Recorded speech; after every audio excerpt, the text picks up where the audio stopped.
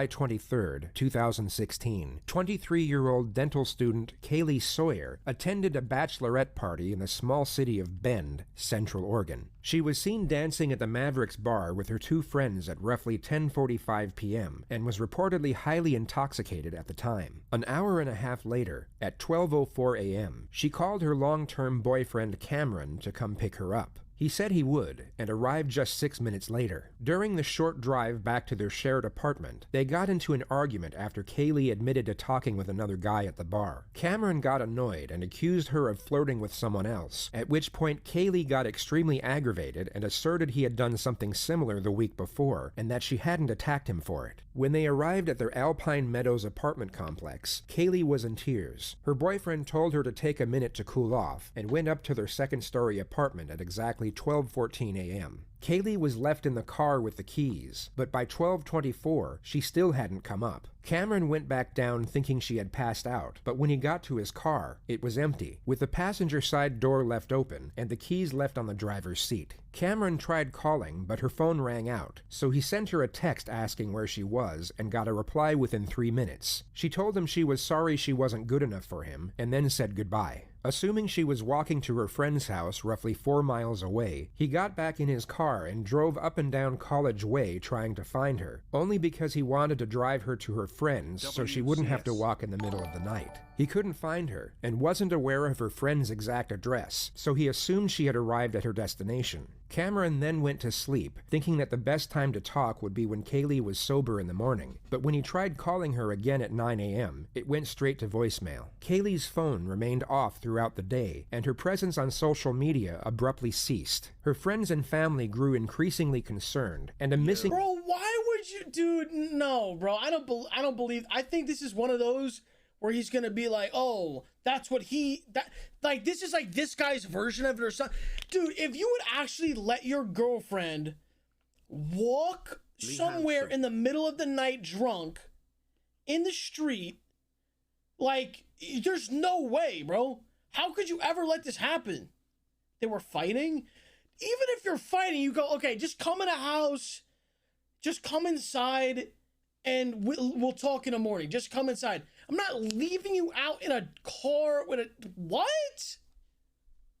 Come on, bro. Missing persons report was filed at exactly 7:31 p.m. to the Redmond Police Department. As Kaylee's boyfriend, and being the person she lived with, Cameron was the first to be questioned. He was the last person to see her, and admitted they had gotten into a heated argument on the night she went missing. In most circumstances, this would make someone the prime suspect and the central focus of an investigation, yet the Redmond police would later testify that they were confident he was innocent. He was forthright with us the entire time. He allowed us to look at his computer, allowed us to look at his phone, allowed us to look in the car, allowed us to go through the apartment.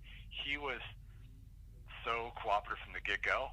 We've had suspects, boyfriends, husbands, spouses, that have done these similar things that also act obviously cooperative to try to steer us off them. So we weren't ignoring him, but it's hard to put into words. You do this long enough, and sometimes you can just tell when almost like the fear or the sadness isn't genuine, you know? And here you could see, like, he truly had no idea where she was. Investigators then switched their focus. They wanted to find the identity of the man Kaylee was talking to in the bar the night before. So the next step was to check surveillance and interview each of Kaylee's friends that were out with her that night.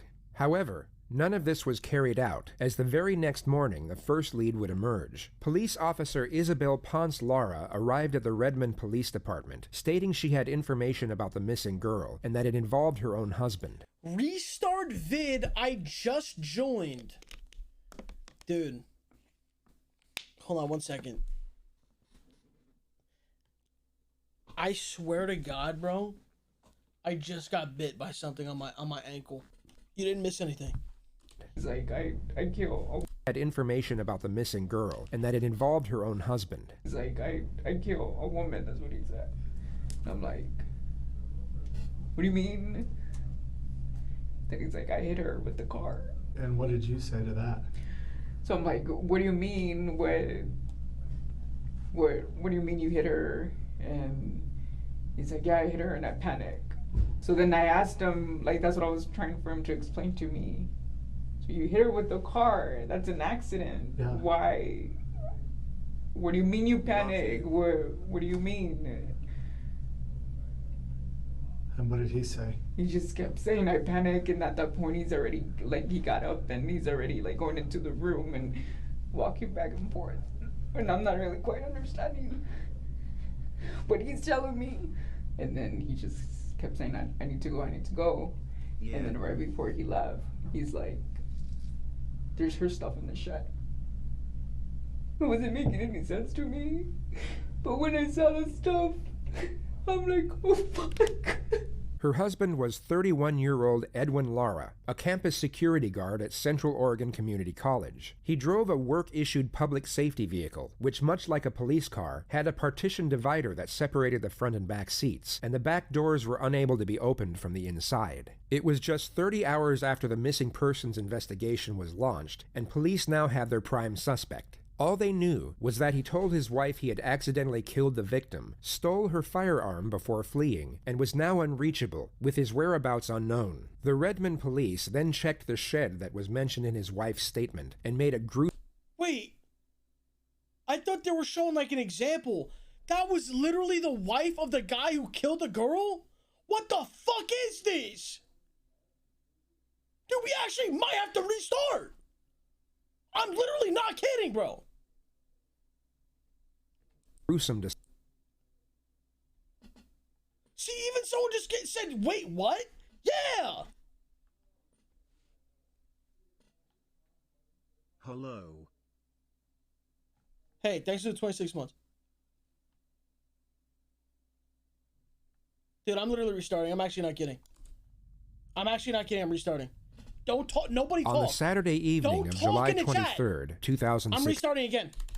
Nobody speak. Seriously, stop talking.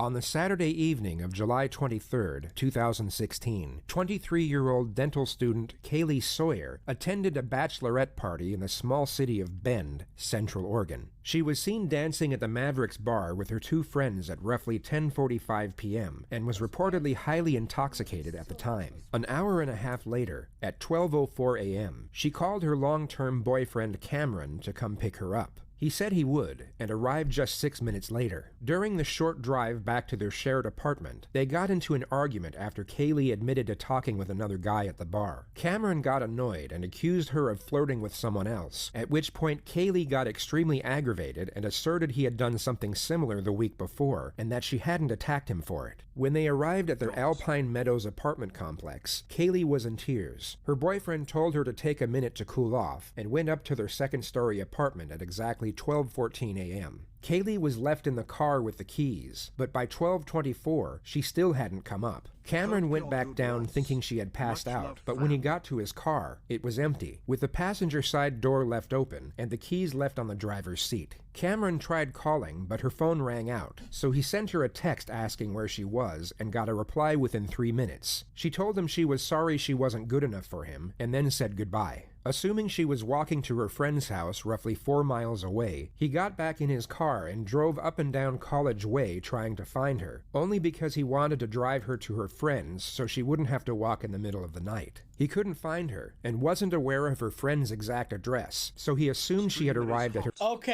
Okay. So what I originally said was, oh, you don't leave or whatever. He only left her for like a little bit, like a few minutes, like maybe 5-10 minutes or some shit.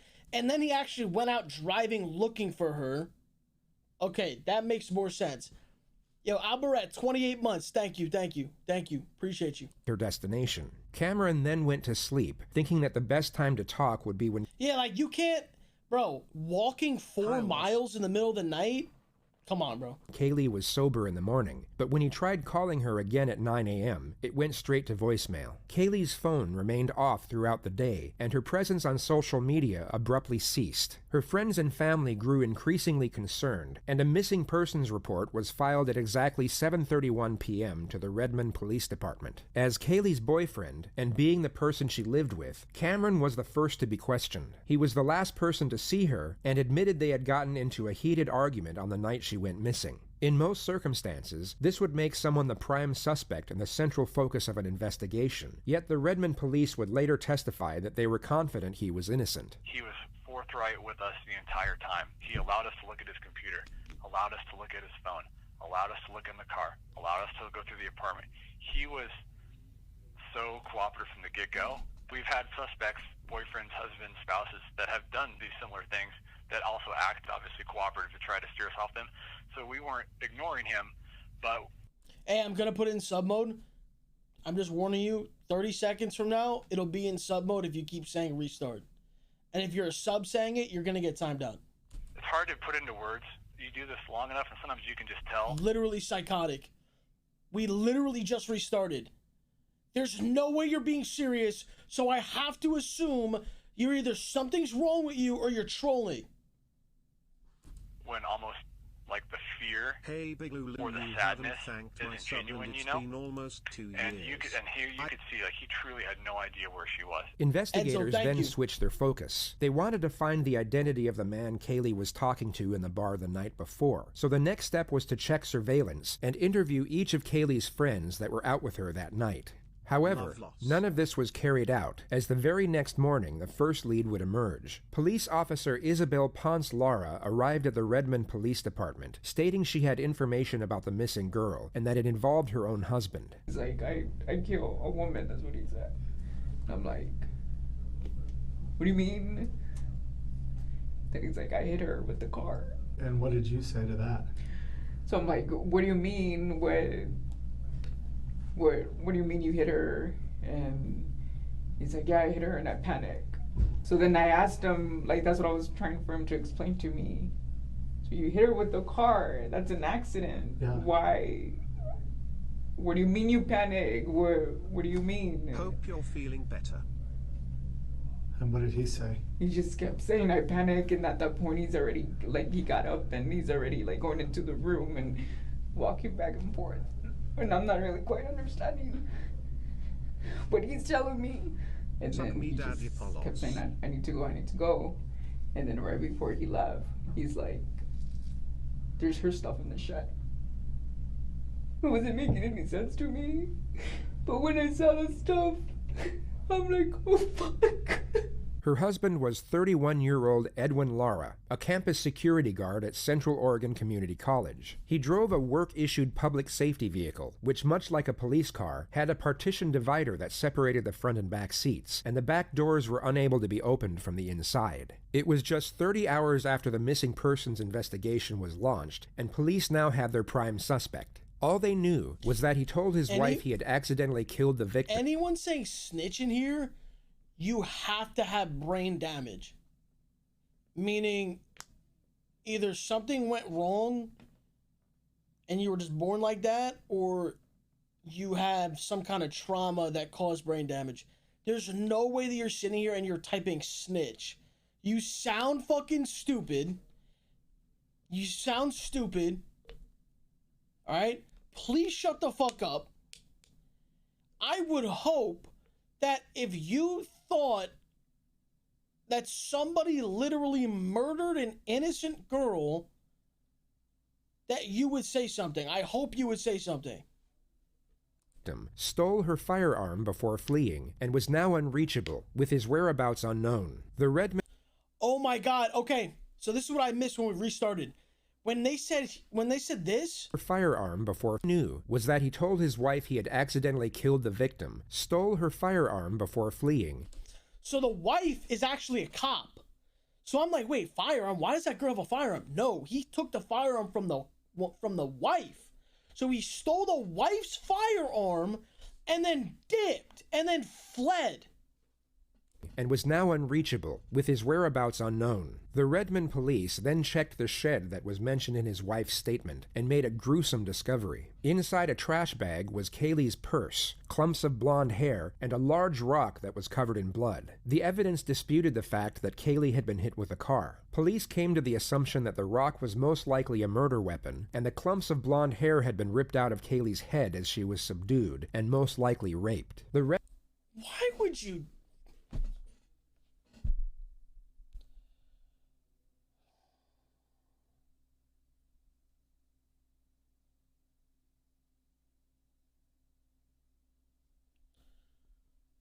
Why the fuck would you...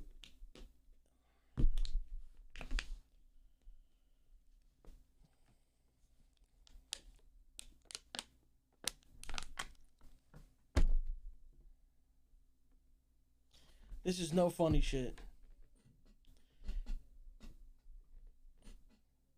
Pedophiles and rapists should literally be tortured.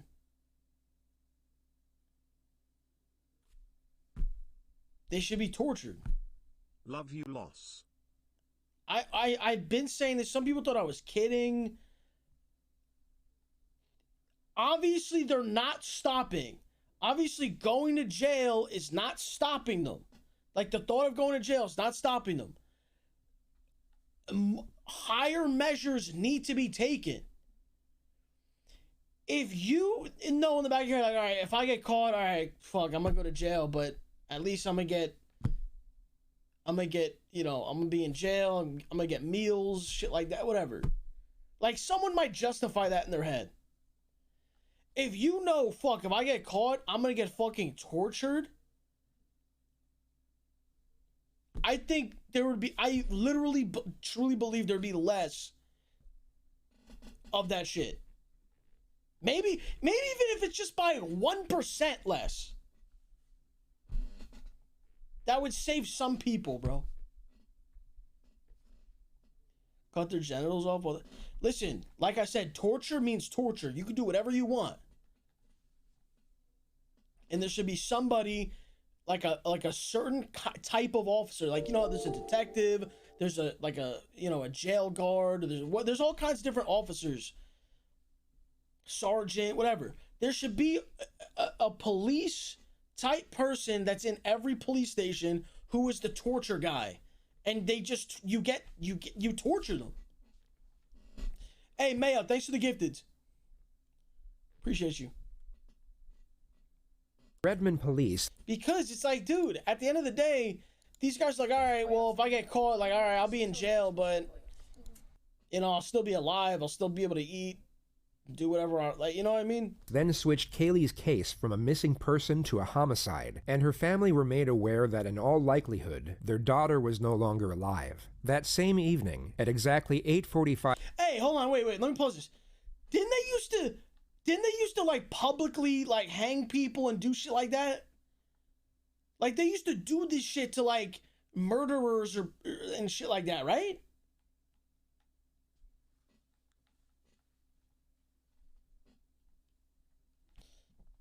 The only problem is the amount of people who have been sentenced to death who were innocent. No, I know. That's why it's like, it would have to be like indisputable, like DNA evidence, like eyewitness account, like confession. Like if someone confesses, like you're getting tortured. Like it would have to be like that. It can't just be like, oh, they think this is the guy. 5 p.m. 19-year-old longer alive. That same evening, at exactly 8:45 p.m., 19-year-old Andrea May walked out to her car after working a double shift at a clothing store in Salem, 2 hours north of where Kaylee went missing. She took a quick selfie on Snapchat and was scrolling through her Facebook newsfeed when all of a sudden a stranger, armed with a gun and wearing a bulletproof vest, opened the passenger side door and got in. He pointed the weapon at her and told her to start driving. Out of fear of her life, she obeyed. He then told her to drive to California, which was a 10-hour journey, but made her pull over after just 1 hour so they could switch seats and he took over the driving. After almost 3 hours, he stopped at a roadside motel in Southern Oregon. He told Andrea to pretend to be his girlfriend, and that if she alerted any suspicion or even made eye contact, he would immediately kill both her and the clerk. The moment he got the keys was captured on surveillance. The clerk would later testify that he knew something was off, as the girl had clearly been crying due to makeup running down her face, and also seemed nervous and fidgety the entire time.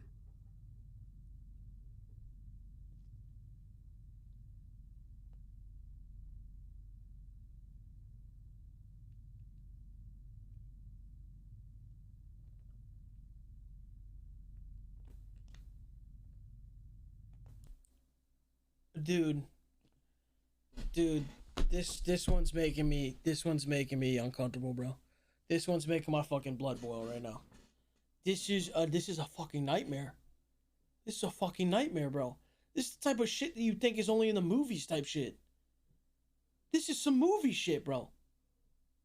Look at this fucking poor girl. She's not, what, 19? seemed nervous and fidgety the entire time.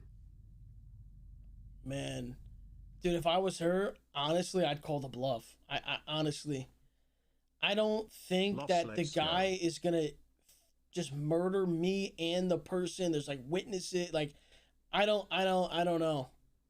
But then again, it's like you don't know because he could. This is it. Like he has nothing left to lose. He could just fucking kill everyone, dude. I don't know. It's tough, bro. This is tough. This is so scary, bro. This is so scary, bro. Look at this. There's like another person there too. Like as soon as I I'm trying to put myself in her shoes. Obviously, I can't say anything. Like it's horrible. I can't even imagine being in that position. But as soon as I see someone here and there's someone back there, and like as soon as there's multiple witnesses, I'm literally gonna yell like, he's taking me hostage, call the cops, call the cops. Like, I'm gonna do something. Maybe I'm gonna run around this corner and jump in the back of here. I'm gonna do something, bro. I can't go into the room. As soon as you're in the room, you could just, that's it. You can never be seen again, bro. Listen, obviously in the moment, it's hard to think like that. Like, that's why I'm like, I can't put myself in those shoes. But like, bro, you gotta try something. I hope she gets away. Please, dude, I hope she gets away, bro. I hope this girl gets away, bro. Please, bro. Please, no, don't.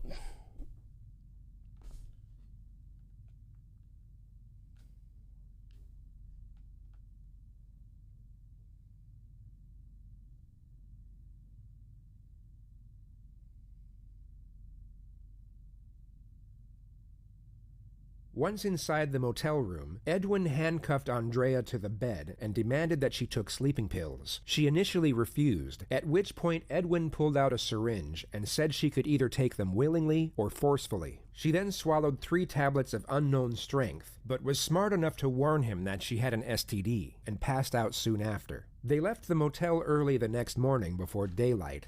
That's smart. That's fucking, oh my god, that's smart. She could be like, all right, hey, listen, you can do whatever you want, but you could literally just be like, hey, I'm HIV positive. I'm sorry. Like, that's fucking high IQ. Please, I hope she gets away. And continued on to Northern California. By the time they got to 𝗟𝗄𝗃, Edwin noticed the car was leaking oil, so he pulled over at another motel for the purpose of stealing a new vehicle. Andrea pleaded with him to leave her behind, but Edwin told her she had to come with him, and that if she ran, he wouldn't hesitate to shoot her in the back. They walked up to a middle-aged man unloading his car. Edwin pulled out the gun and demanded the keys, but the man refused and yelled out for help instead, at which point he was shot in the stomach. Edwin then grabbed Andrea's arm and ran from the motel toward the gas station next door. They got to a car carrying a family of 3 people, including an elderly woman. Edwin forced Andrea to get in the back seat as he got in the passenger seat, then held the driver at gunpoint as he made him drive away from the scene. He let the family out 15 minutes later, but forced Andrea into the front seat, despite her continuous pleas to let her go. Moments later, he recorded a video on her phone, detailing who he was and what he had done. He then made her post it to her Facebook page and title it "Murderer on the Loose." Edwin then called his wife and his family, all of whom told him to turn himself in. He then called 911 at exactly 6:52 a.m. 911 emergency reporting. Yes, hi. This is Edwin Lara, and I'm the guy on Interstate 5. You know, I am wanted for murder in the state of Oregon. Okay. Edwin, Yeah. Where are you at right now? Can you stop? I am going to stop once I hit Reading. Once I'm in Reading, I'm going to stop. Okay, can you tell me where you are right now? I have no idea. Are you by yourself or? No, I have someone with me. I kidnapped her in Oregon. She's innocent. Her name is Andrea. I'll let her give her last name so you can call her family, okay? Okay. Just give me a second. Hello? Yeah, hi. What's your name? Andrea? Are you hurt at all, Andrea? No. No? Okay. Let me talk to Edwin again. Okay. Hello? Yeah, Edwin, you're heading southbound on... This sick fuck better not do anything, bro. I'm getting my fucking heart's racing, bro. This sick fuck better not do shit to her, bro. 5? Yeah, I'm heading southbound on 5. I'm passing a state trooper, a highway patrol right now. You're what, sir? I'm passing a highway patrol. Are you able to safely find somewhere to stop? I'm not going to stop right here. I'm just going to turn myself in Corning. Okay? Are you going to Corning Police, or where are you going? Yeah, I'm going to Corning Police. But I want to ask you a favor. Uh-huh. So I have asthma. You have asthma? Okay. Yeah, so you tell them not to be too rough on me because, you know, I can barely breathe right now. All right, so that's all I wanted to say. Do you know, need I don't any want kind of medical, or? Yeah, well, I think so. I'm going to need my inhaler. I forgot my inhaler at home. You know, I went all over Salem, Oregon looking for an inhaler, but I guess they don't sell it, you know, behind the counter or out of counter. So, Edwin, how fast are you going? I'm going about 120 miles an hour right now. About 120 miles an hour? Yeah. Can you slow down? Well, I want to make it there quick. That way I can turn myself in. Well, the officer sees you. We just don't want you to speed away from anything. If you can stop and just give yourself in, it'll probably be easier. Well, there's an officer behind me right now. Okay, they see you. We're talking to them. They see you. Yeah, she's seeing me. I think it's a she. She's right behind me. Okay, the officer sees you, and are you able to safely stop? Yeah, I can stop, but not right now. I'll stop in Corning. What's the difference from stopping now in Corning? 8 months watching this awfully I just don't handsome want to stop streamer. right here in the middle of the road, you know, putting myself in danger and putting everybody else in danger, more in danger, I guess. Edwin, do you have any weapons with you? Yeah, that's what I was going to say. I do have a gun on me. I am not going to flash the gun, so you tell them not to shoot me. Okay. You know, I don't want to die. Okay, you stick by your word, though. I'll let them know. Yeah, I'm going to let them know. You know, don't hurt Andrea. You know, she's a nice girl. I am wanted for the death of Kaylee Sawyer at Bend, Oregon. Okay. What made him go from this is like he's doing basically anything he wants, like GTA level, like just insane shit, to now he's like sounds like a reasonable person. Love you. Like, what the hell? His family told him to give up. Yeah, but it's just like that's all it took was just his family to just be like, hey, turn yourself in. Oh my god, dude. And I am very remorseful for that, and you know. Okay. I know her. Edwin, are you able to stop? The officers behind you, they don't know if you're running and stuff. I'll slow down for them. Okay, you're gonna slow down? Yeah, I'm gonna slow down. Okay. You know, I don't want somebody else to get hurt. Good. So are you gonna stop? Yeah, maybe. I will stop right now. I'm used. You know, I'm shaking up. I mean, I'm shaking. I understand. And I don't want to get shot. So, you know, I know this is being recorded, and you know, I just want to say to the family of Kaylee that you know I am sorry. I'm sorry for what I did to her, and in time I will tell them where the body is. You know. do you wanna let me know, or just have this recorded where it is? No, I remember. Okay. So, I mean, hopefully the police officer doesn't shoot me. Okay, I'll let you talk to Andrea. Okay, are you going to stop? Yeah, I'm going to stop. Okay, once you stop, make sure they can see your hands at all time, okay? Don't hang up. I'm not. Hello? Yeah, hi, Andrea. Are you Hi. okay? You don't need any medical? Hold on. They got footage of this shit?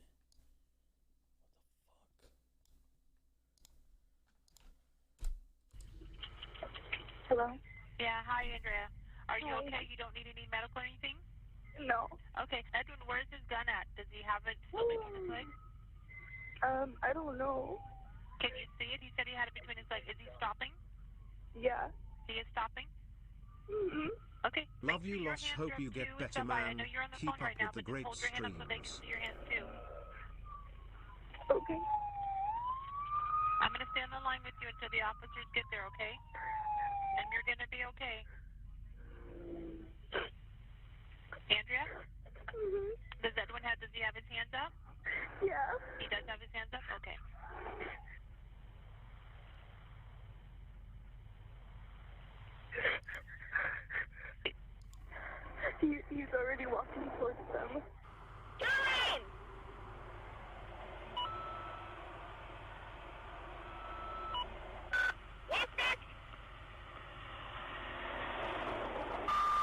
Let's fucking go, man.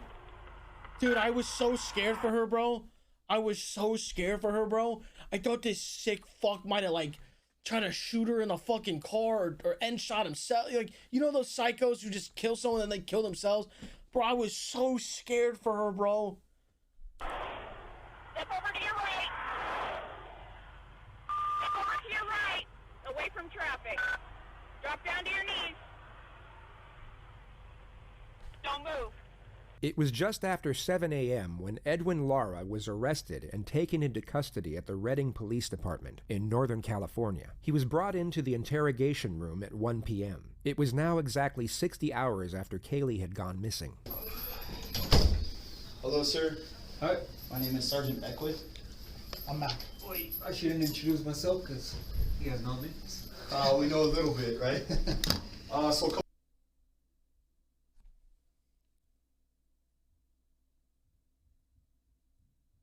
I heard Jake, like, running around. Hold on.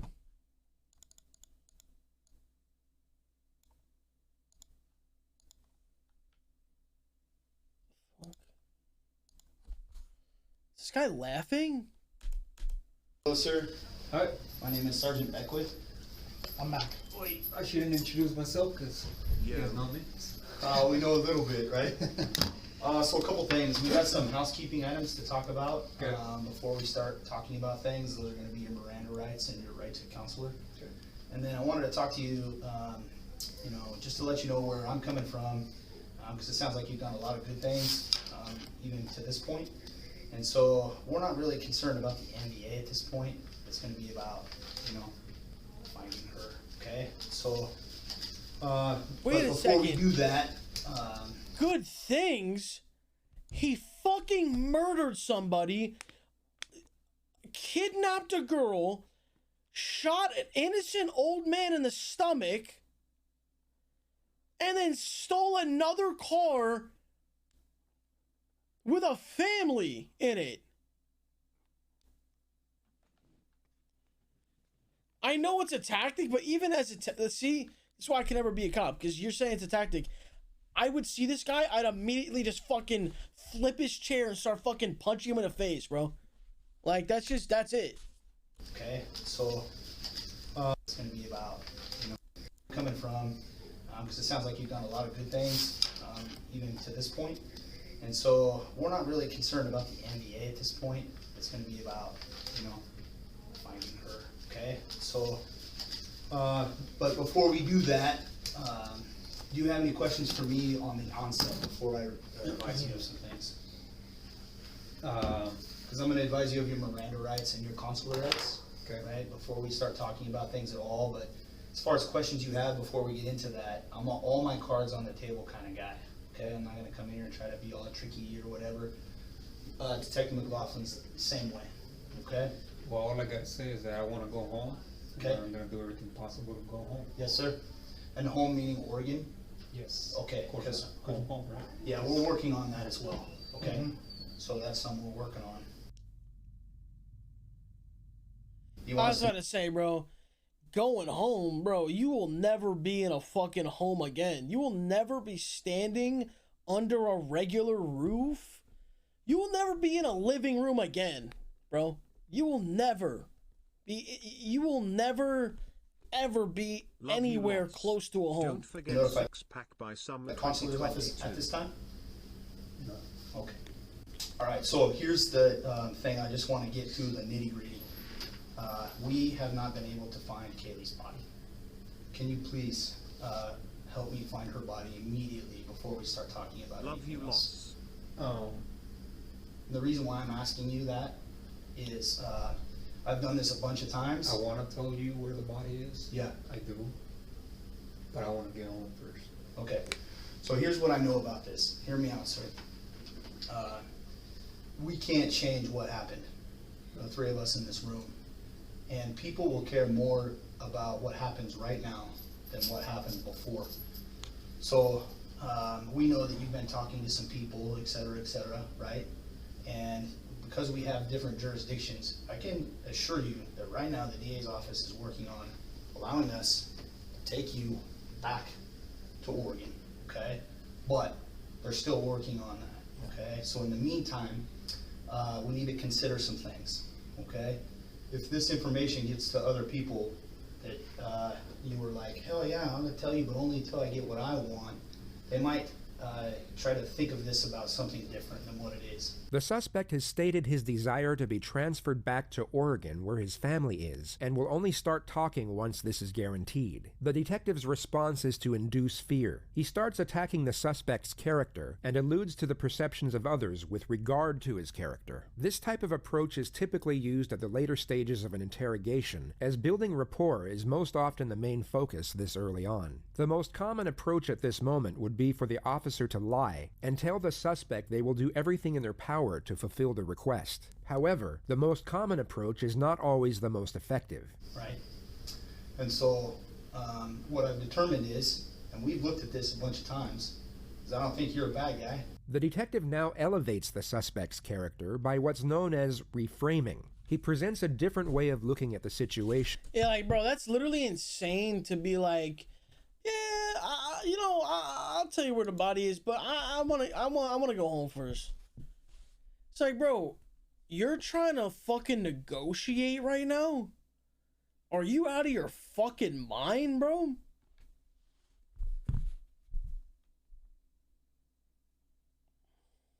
Which puts the suspect in a more favorable light. This is the perfect... Dude, why the fuck? Someone time this fucker out right now, bro. This guy, Prime Murray, time him out. Dudes are sitting here spamming one. Please time these fuckers out, bro. Perfect approach to take at this moment, yet the detective marginally slips up. He appears to get slightly aggravated once the suspect breaks eye contact and reverts back to a mild display of aggression. Right? I think that things have spun completely out of control, sir. Sir, am I right? Okay. The detective seems to have a hard time in concealing his disgust and anger. It's a slip of the mask, but fortunately isn't too drastic at this early stage. But, that being said, you know from your training and your education that we have a massive load of resources right now dedicated to one thing, and that's to serve the victim's family, okay? And they need that, and they need that right now. And so, I need you to remember that it doesn't matter so much about what happened as what you do now. Yeah, and you know this, man. Matt wants to do a map.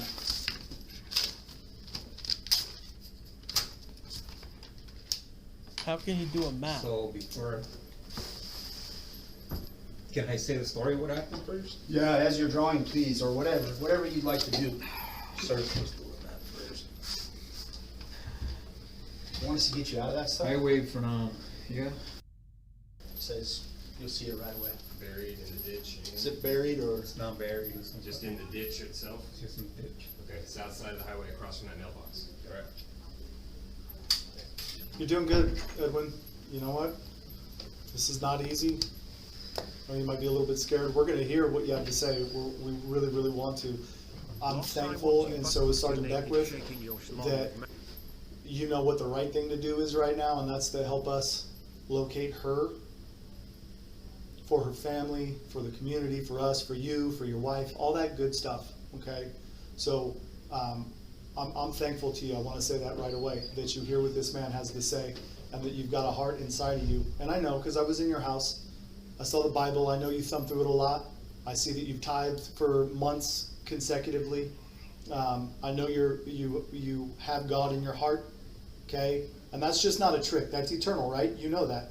But I'm not talking about this moment. I'm talking about the big picture, okay? And so I appreciate your honesty. So, what happened, man? What happened? Like the straight up, what happened? So I was putting the signs up where there was an event going on. It's a School, college. Cyclist event or whatever. You know, I was in a hurry because I want to get out of there. And I was going to turn south on College Way on the D4 lot. So I was going to turn south on the do not enter area there. It's worth noting that investigators had already come up with their own detailed account of what most likely happened, which was that Edwin offered Kaylee a ride and that she trusted him because of his occupation and the vehicle he was driving. Once she got in, he drove to a secluded area, raped her, and then murdered her with the rock that was found in his shed. They will entertain his version of events to start with, but then push for further admission once they attain his baseline narrative. And I didn't see her, she was wearing all black. So I was in a hurry, so it was my fault. And I wasn't expecting anybody, you know, at that time of night, so I just turned and I mean, I didn't hit her that hard. I just bumped her with the patrol car, bumped her with the front rack. And she fell down, and at first I thought, you know, first thing I was, oh, I killed her, you know, but I didn't hit her that hard. So I got off the car, and she was really drunk. And then she looks at me, and then she started screaming. She started screaming, Yeah, or you did? she did.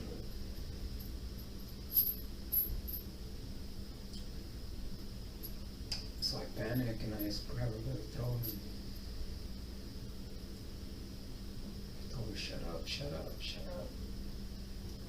So she passed out. 𝗟𝗵6 lost less than 3. Put her on the back of the patrol car, drove her up the B12 lot, and then I was panicking, I didn't know what to do. She already seen me, she saw my face. So I opened the door, and that's when she came back. She started screaming again, so I grabbed the chokehold, and I was telling her, shut up, shut up, shut up, shut up. She was just struggling to scream. So I threw her down and I hit over a rock on the head. After that, I dragged her body behind a tree there, and I hit her with another rock. Oh my. And that's when I think she died, because I heard her breathing, her last breath. He goes on to state that he left her body in the deserted parking lot, goes home to wash his clothes, drives back with his personal car, wraps her body in a plastic sheet, and puts her in the trunk. So what happened next? So I drove her to a ditch by close to my parents' house, and she was kind of heavy, you know, so I just grabbed her and pretty much ripped everything off her, like her clothes. I threw her in the ditch. He goes home, but then returns soon after to move the body to a more secluded location. You know, and at this time I was feeling really bad, you know, because I've never killed anybody, and I feel really bad about her, about the girl.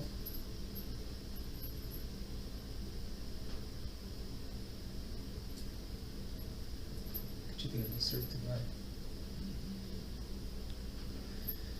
And I was feeling really bad about what I went through, because she's my everything.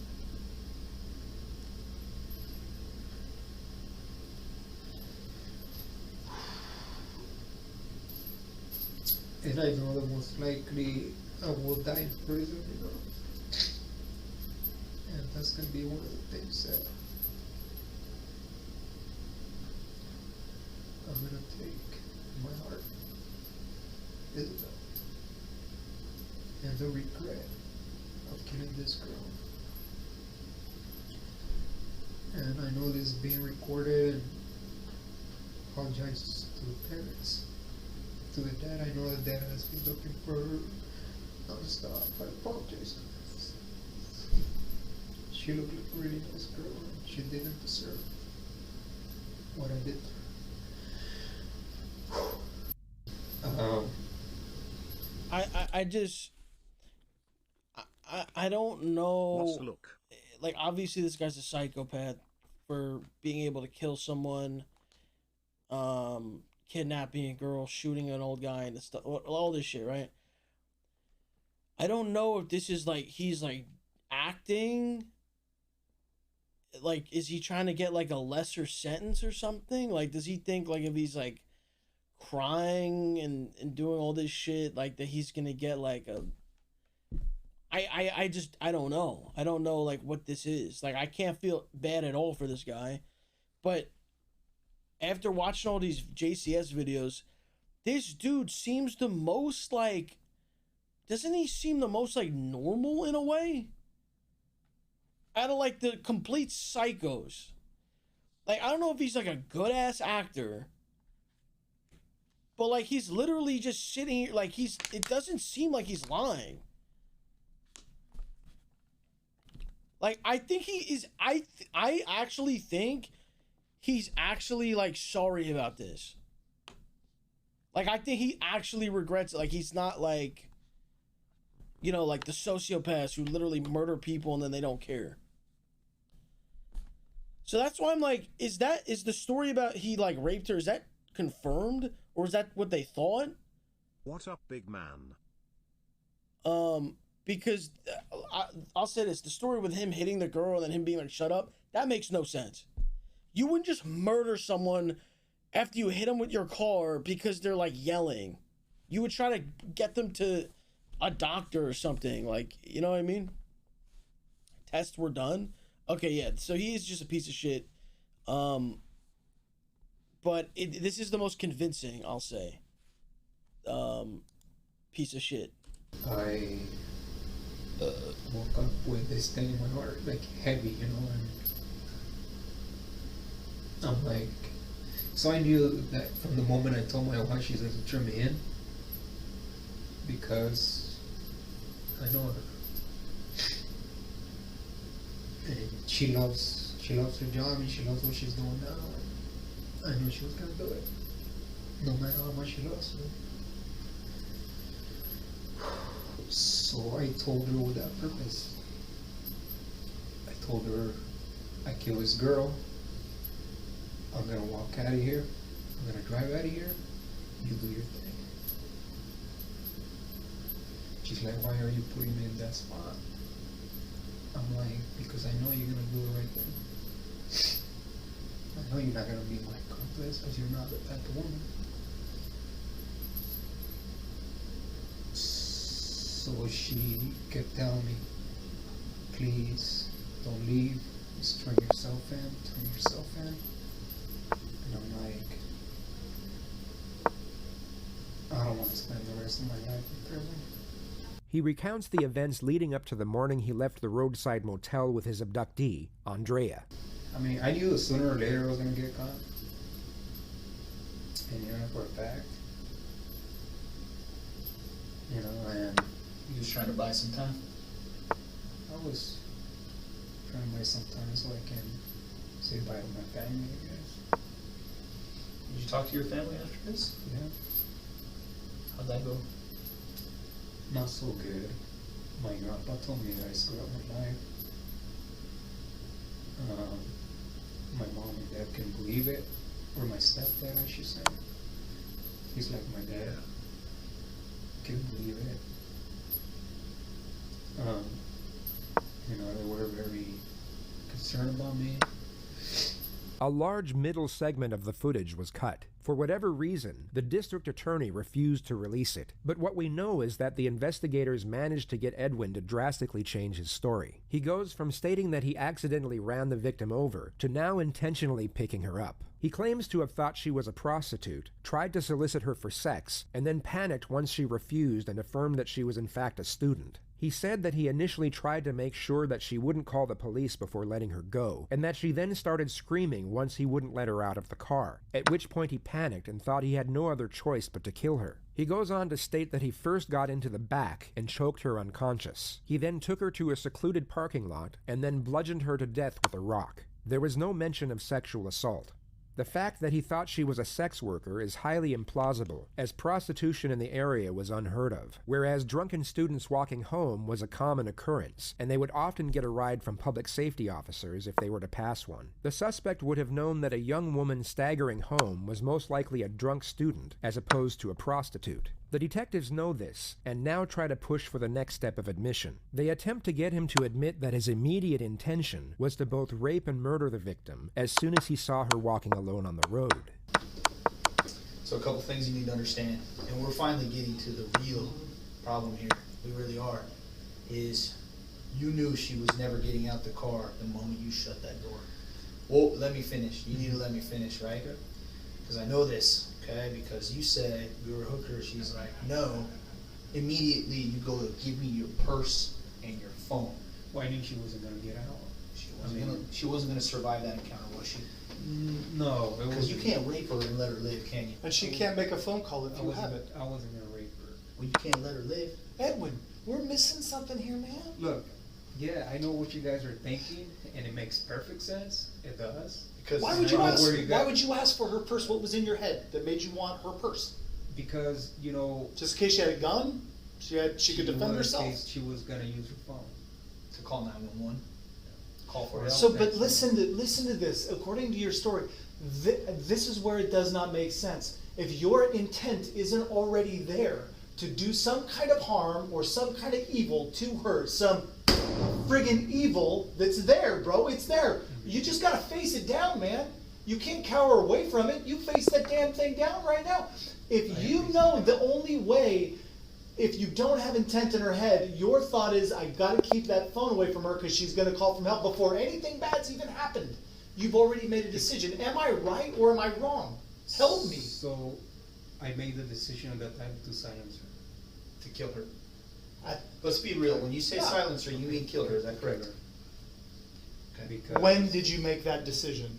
When she started screaming, because she had seen my face. But you already grabbed her phone. You already kept her away from making a call for help or contacting someone. So you're already preserving yourself. So I'm thinking it's before, when you ask for the purse, I think you already know in your head, I'm going to silence her. I'm going to kill her. Why else would you ask? So when she had her phone, because I knew her phone was back there, it just clicked on my head, and I put her purse back there, her phone is in there, you know. So I told her, give me purse. So she hands over the purse, and I'm like, your phone is not. She goes, yes it is. So I start digging in the purse with this hand, and I find it's there. So, and you know, very relieved. This time she's struggling with the door, and I'm telling her, shut up, shut up, shut up. You know why you felt relieved when you found that phone? You know why? Tell me why you felt relieved. She wasn't calling her out. And she was never gonna. Because she had seen my face already. And you already knew what you were gonna do. No. King Ivan, thank you. Well, yeah, but why else would you grab her phone? Because that's when I knew that she wasn't a hooker. You know. And she's gonna say something. If I let her out of the car, she's gonna go say, hey, you know, security guard raped me or something. Dominion over a woman? Dominion? Mm-hmm. Dominant. Is there anything about her life that means less than yours? Okay. But you told us earlier when you were trying to carjack people in Salem, you wanted a woman who was weak. Weaker woman, because I knew a guy was gonna fight me and I didn't want to kill anybody. Right. So you have dominion. I don't. What necessarily. I guess what I'm getting at with that question is that, at some point or another, something as minor as an offensive comment, are you a hooker? I mean, honestly, what we've approached there is you possibly losing your job for offending somebody. Okay, people are offended every day. People lose their job for offending people every day. That all of a sudden became more important than the life of a human being that you. I think. This is a very bizarre set of questions, especially considering what the detectives are trying to achieve. They are attempting to get the suspect to confess to first-degree murder with special circumstances. along with rape in the first degree. By attacking his character like this, and alluding to his supposed warped view on women, he will be unlikely to give further admission. It's more likely to get his guard back up and make him focus on preserving what he has left of his reputation. The detectives should instead be downplaying the crimes. They should be reframing his motives as both understandable and uncontrollable, almost as if premeditated rape and murder could be committed by anyone on a bad day. She honestly thought that I was gonna do something. You were, man. And when that's the problem right now, you were. You absolutely At first I wasn't. Yes, you were. No, I wasn't. Well, sir, let me back up. Let's just settle this right now. When you saw that girl and you picked her up, were your intentions to help her because you're a security guard on the campus and people look up to you? Was your intent to find some way to help her? Or was your intent to find a way to her, either by paying for sex or taking sex? And when things went south, you knew you had to kill her because now the person she looks to for safety and security wants something from her that she doesn't want to give him. Once again, instead of downplaying the crimes, he lays out the scene in a blunt manner. He makes his disgust at the alleged conduct far too noticeable, when he should be remaining indifferent at minimum. Some investigators would even be able to feign companionship and sympathy at this moment, which would significantly increase the likelihood of further admission. When I picked her up, because usually when we help someone, we call her on the radio. Did you call her on the radio? No, because I thought she would help her. And when I realized she wasn't gonna help her, I felt discovered. Oh, crap.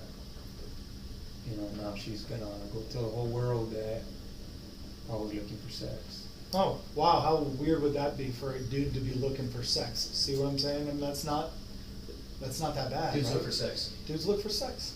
Well, yeah, but not a security guard that is supposed to protect. Well, I think you just said it, man. Another random dude walking the street. So are we lucky in the fact that the first time you can't control your urge to have sex with a beautiful woman? Okay, why are there some fucking weirdo... Hold on, I gotta ban some people in here, bro.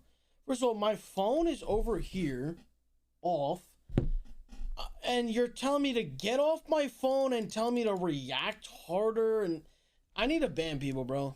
Matter of fact, mods, put it in sub mode. I'm banning people right now. And it's so funny that these are all plebs. Like, these are just all fucking plebs, dude. Like, these guys are fucking losers, bro. I'm literally watching the video. I'm not even on my phone. You're saying to get off my phone. I'm surprised you didn't start spamming. Is this a VOD?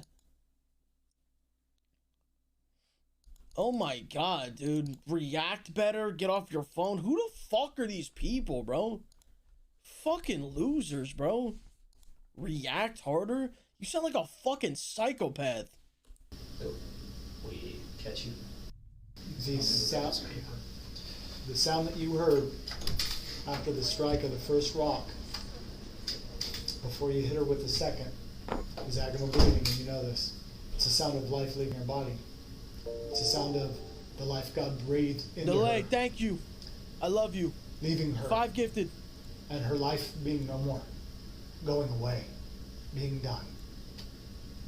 It's a sound of everyone loving her, mourning. It's a sound of her blood crying out from the friggin' earth. Right? You know this. You need to hear it though. Okay? I respect you enough, Edwin, at this point, that I've asked you for detail, and now I'm going to give you my own. Okay? Those are the cold hard facts. Does God still love you? Will he forgive you? Hey, delay Will again. He bring you back into his I love heart? you. Will he? This is actually quite a good strategy, as the suspect is highly religious. I gotta rewind this. Sorry, I was too distracted by the fucking gifteds by delay. Thank you, bro. Right? You know this. You need to hear it though. Okay? I respect you enough, Edwin, at this point, that I've asked you for detail, and now I'm going to give you my own. Okay? Those are the cold hard facts. Does God still love you? Will he forgive you? Will he bring you back into his heart? Will he? This is actually quite a good strategy, as the suspect is highly religious, yet the focus should be kept on this element as opposed to the magnitude of the crime, which the detective for some reason continues to incorporate into the dialogue. Questions you have to answer for yourself. But the truth of the matter is that her blood cries out, man. That her life is gone. It will never be replaced.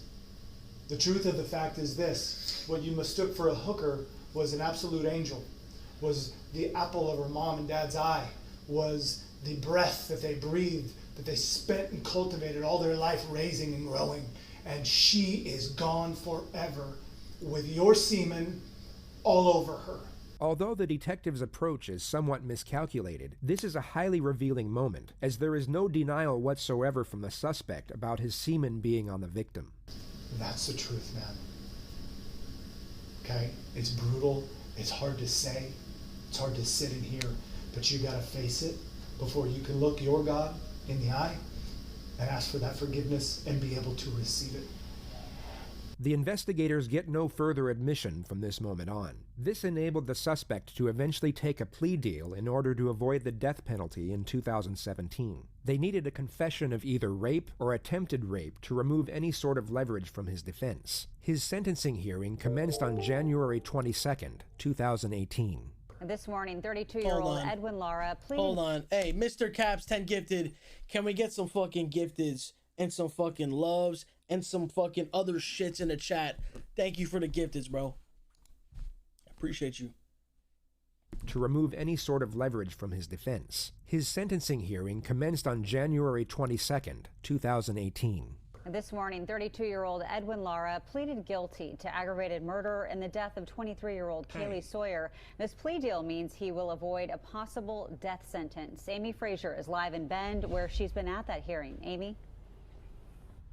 Well, Kaylee Sawyer's family and friends have packed a courtroom here today as they face her killer. There's been both tears and intense anger as they tell the judge how Kaylee's murder has impacted their lives. At about 9:30 this morning, 32-year-old Edwin Lara pleaded guilty to 1 count of aggravated murder. He went on a multi-state crime spree, kidnapping a woman in Salem and then driving to California, where he's accused of shooting a man and then carjacking a family before being caught. This morning, Kaylee's grandfather told the court he has 3 wishes. Number 1, to have our Kaylee back with us, alive and well, and pursuing her life. Number 2, I'd wish to have this piece of garbage, the defendant, sentenced to death for what he's done to my Kaylee. And number 3, I wish the court system in the state of Oregon would just hand him over to me and allow me to administer the death sentence. Kaylee's mom also spoke today, calling Lara a monster. More family and friends will speak later this afternoon. The judge is expected to sentence him later today or tomorrow. We just found out a little while ago that the judge has sentenced Edwin Lara to spend the rest of his life in prison without the possibility of release, without the possibility of parole. In July of 2016, Kaylee went for a late-night walk. Lara, who was working as a security guard at Central Oregon Community College, lured and trapped her. Hold on, I was here. 1 second. I keep hearing noises, bro. Give me a sec. I keep hearing fucking noises. Give me a second. Hey, D&D or Daniel with the 5 gifted. Thank you. Nah, literally what I heard was literally screaming. Jake is upstairs blasting music on a fucking Beats pill. All I heard was, "Oh, I'm fucking the clitoris." I heard that. And then I look and then I hear screaming. And he's playing fucking Mortal Kombat. My stepsister's here, by the way. And they're playing Mortal Kombat, screaming at each other. Dude, I'm literally like streaming. It's 3 in the morning. I hear fucking screaming. Show her? That's creepy as fuck, dude. Yeah, I don't know what's going on. That's like, I literally walked upstairs. I was like, yo? Anyway. What's that song? Why? What the fuck? I heard that before, but what the fuck? I'm fucking the clitoris? First of all, only little kids would sing that shit because you don't fuck a clitoris.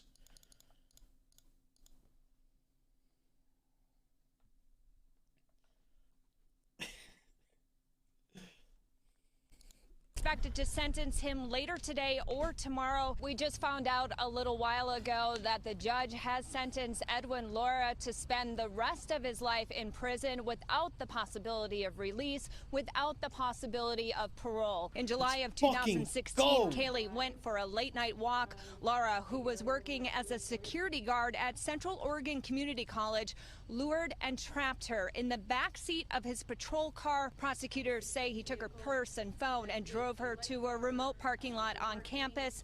Prosecutors say he sexually assaulted her, and Kaylee fought for her life. Lara then, we're told, used a large rock to kill her and then dumped her body off the highway near Redmond. Now, just before being sentenced today, Lara addressed Kaylee's family and the court. God Almighty, who art in heaven, although he will deny, I'll ask you to please heal the hearts, all those broken hearts of this community. Bro, I would literally be in that courtroom. Shut the fuck up! I would be fucking screaming shit. I would have to be fucking taken out by the fucking guards. And I might be arrested. What is that shit? Contempt of court? I don't know, bro. I'm getting at least arrested for a day. At least. I'm throwing shit at him too. Like, someone's got a book next to them. I'm grabbing the book and I'm just throwing the shit at them. Yeah, I'm being held in contempt of court. Broken hearts of this community.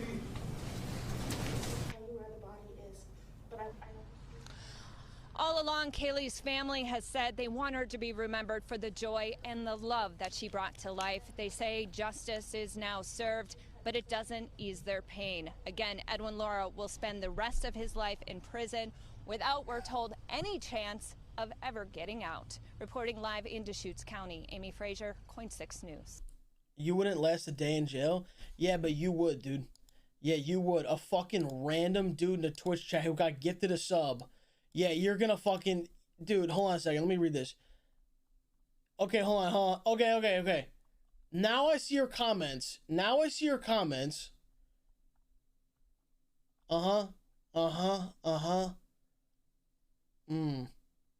Okay. Yeah, bro, you would last in jail, bro. You would fucking last.